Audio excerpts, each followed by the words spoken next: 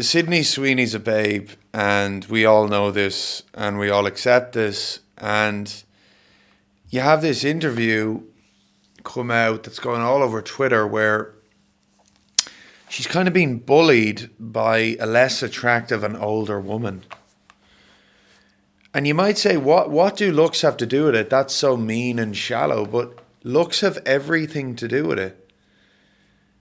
Because cultural Marxism has dominated the West and particularly Hollywood for like the last 10 years. And it's been totally miserable, totally depressing. Everyone's to kill themselves.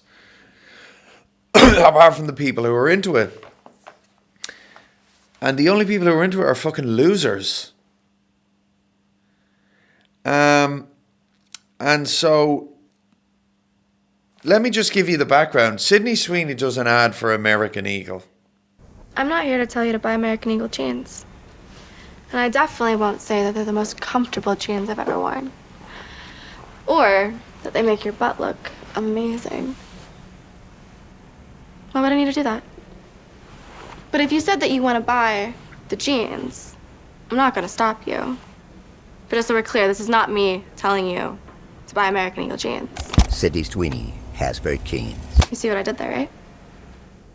The play on words, the denim, the jeans, genetics. You get the fucking point.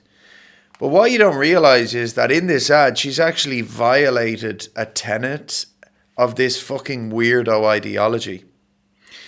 This weirdo ideology demands not only that you don't say really mean and malicious things to hurt other people's feelings, but that also you don't appear to say really mean and malicious things to hurt other people's feelings.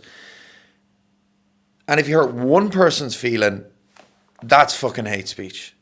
Even if the person's a fucking psycho. And there's a lot of psychos. So what you may interpret the ad as is, well, Sydney Sweeney has great genes, she's white.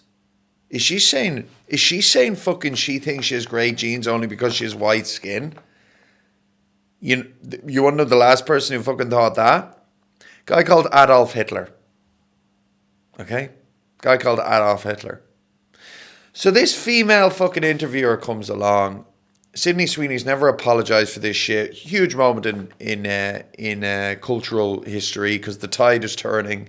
American Eagle never apologized. Donald Trump came out and supported Sydney Sweeney. She never acknowledged it. Yada, yada, yada. You get the point. Usually the celebs are fucking groveling for forgiveness. That's what it was back in 2022.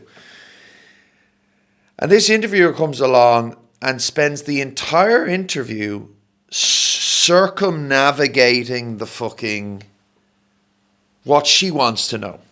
You know, you're on Euphoria, which is a show that covers a lot of topics without, you know, taking a moral stance on any of them. Mm-hmm. And you did Reality, which I love, which like brought a lot of attention and humanity to the story of Reality Winner, the whistleblower. It does not look like a very political career, but you have become very swept up in politics. And so I wondered if that has surprised you as you put your ideas and yourself into art, not commentary. What she wants to ask Sydney Sweeney in this interview is, Sydney, are you a member of the Ku Klux Klan? Sydney, are you a eugenicist? Sydney, do you, if you got into power one day, would you commit a genocide against black people? You know what I mean? But actually, if she verbally says this shit to Sydney Sweeney, she never had a bad day in her life. What would she want to do being a political radical? Probably doesn't have 5 things going on in her head. If she says that shit out loud, everybody's gonna know she's a fucking retard. So instead, what she does is she talks vaguely, saying things like, oh, you had a very political year, and yada, yada, yada, without actually directly saying the shit. And that pisses me off, because if you want to say some shit, you have to take responsibility for saying the shit. You can't insinuate and nod and dance and kookly-dookly around the whole thing. It lacks like integrity, morals. If I want to know if you think my fucking Snoopy jumper is shit, I should ask you, you think my Snoopy jumper is shit, you hate Snoopy. But instead I go like, there have been comments about how you may not have worn cartoon animals on your jumpers before. And she wants Sydney Sweeney to come out and go, yeah, I fucking hate that dickhead Snoopy. Or, no, I'm sorry. I love Snoopy. I'll wear Snoopy every day for the rest of my life, I promise. But Sydney's just like, yeah, I don't know, blah, blah, blah. And she makes her ask the direct question. So here we go. Let's have a listen. We're sort of talking around this American Eagle ad right now. And maybe The interviewer has been talking around the American Eagle ad for 10 minutes. We're talking around the American Eagle ad. You've been talking around the ad. You're the interviewer. I'm doing you the favor. Like, get it fucking right. Do these people know what they're fucking doing here? So manipulative.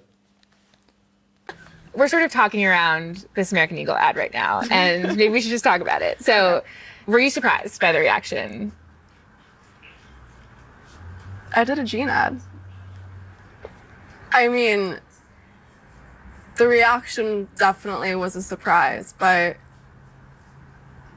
it was, I love jeans. All I wear are jeans. I'm literally in jeans and a t-shirt like every day of my life. Jeans are uncontroversial. So she's joking around the incredibly loaded topic. That question was, were you surprised that people have a problem with white supremacy? And Sydney is like pretending not to know the incredible heat in the room. And she says, I love jeans. It was a jean ad. Nothing wrong with jeans. Well, jeans are awesome. Yeah, I like your jeans. You look great in your jeans. I think I know how you're going to answer this, but I'm going to ask anyway. I mean, the president tweeted about the jeans ad, or Truth Socialed about the jeans ad. And that just seems to me like a very crazy moment for anyone. And I wondered what that was like. It was surreal. It was surreal. Mm-hmm. And What that was like. So what's the question really? Are you a fan of President Trump? Are you a fucking Nazi? Or do you fucking hate his guts and hope he dies and wish he died that day in Pennsylvania? But she uses neutral terms like crazy. Could be either way. Crazy good, crazy bad. She doesn't want to take responsibility for the question. It's manipulative. anyone. And I wondered what that was like. It was surreal. It was surreal. Mm-hmm. And it would be totally human. I would probably feel like thankful that somebody had my back in public, you know, and conveniently some very powerful people had my back in public. And I wondered if you felt that way.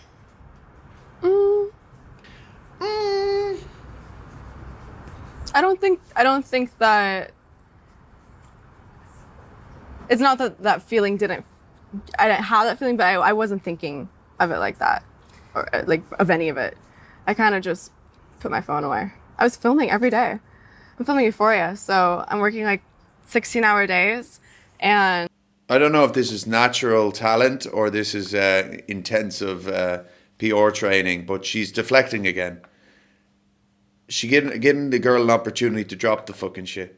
I was filming every day. I didn't see my phone. I was doing Euphoria. You want to talk about Euphoria? I was busy all day. I worked 16-hour days. 16-hour days, and I don't really bring my phone on set, so I work and then I go home and I go to sleep. So I didn't really see a lot of it. You've made a really good case for keeping your thoughts and your life separate from that work. But the risk is that, you know, there's a chance that somebody will get some idea about what you think about certain issues and feel like, I don't want to see Christy because of that. Like, do you worry about that? No. Christy's her new movie. I don't want to see Christy because there's a worry that because you are a white supremacist, people are, and if you don't disavow white supremacy and that what white supremacists actually did, people want to see her new movie. That is a threat. That is an empty threat in 2025. She's still living in 2021 when that was very real. And Sydney Sweeney's eyes have a natural droopiness to them, which gives off the impression, quite satisfyingly, of sullen teenage insolence. And I'm loving it. I mean, this is the most chilling, spine-tingling, Jeffrey Dahmer level scariness I've ever seen. What you think about certain issues and feel like I don't want to see Christy because of that. Like, do you worry about that? Do you worry that I'm trying to destroy your entire career? Right now, are you worried? I hope you are. No. If somebody is closed off because of something they read online to a powerful story like Christy, then I hope something else can open their eyes to being open to art and being open to learning. Outside of the white supremacy shit, the ad was offensive anyway for these freaks, because when you say you have great genes, which she fucking does, she won the genetic lottery, you imply that some people have bad genes, which is true. And what have we been fucking force-fed the last 10 years? Lizzo is the best looking fucking woman on the planet.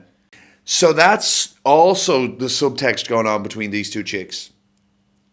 Sydney Sweeney has no interest in this negativity. She's 28 and she's real good looking. This chick isn't so good looking, and she's in her mid to late 30s, and she's probably made a lot of mistakes if she has this kind of negative attitude. So this victim shit is like her fucking... She wants everybody in on this to support her worldview, her kind of cult, you know? And I'm not gonna be affected by that. Yeah.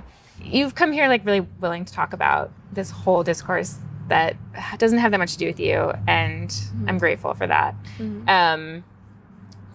Is there something that you want to say about the ad itself? The Sydney Sweeney has great genes. Do you have... The ad spoke for itself. You think the ad spoke for itself? Yeah. Okay. And the criticism of the content, which was basically that maybe specifically in this political climate, like white people shouldn't joke about genetic superiority. Like that was kind of like the criticism, broadly speaking. And that was the criticism, broadly speaking. So it wasn't my criticism. That was the criticism. Whose criticism? You got to take responsibility. Since you are talking about this, I just wanted to give you an opportunity to talk about that specifically. I think that... I just want to give you an opportunity to talk about that specifically, because it's the end of the interview now, and you haven't taken any of my fucking bait, and I've sat here for 20 minutes, and you're leaving soon. So now I'm just going to blow my load. Are you a fucking David Duke sympathizer, bitch? Hello? I think that when I have an issue that I want to speak about, people will hear. This bitch is pissed.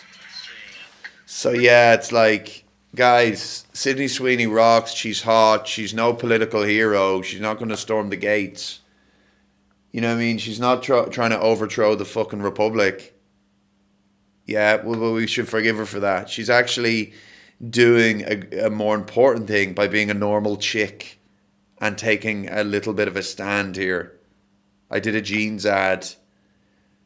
I did a jeans ad. Imagine she starts doing that acting exercise with that you do where you repeat a line again and again in different ways to try and improve your range or to try and get into character. She starts doing that on the interview at the end. She just goes, I did a jeans ad. I did a jeans ad. I did a jeans ad. I did a jeans ad. I did a jeans ad.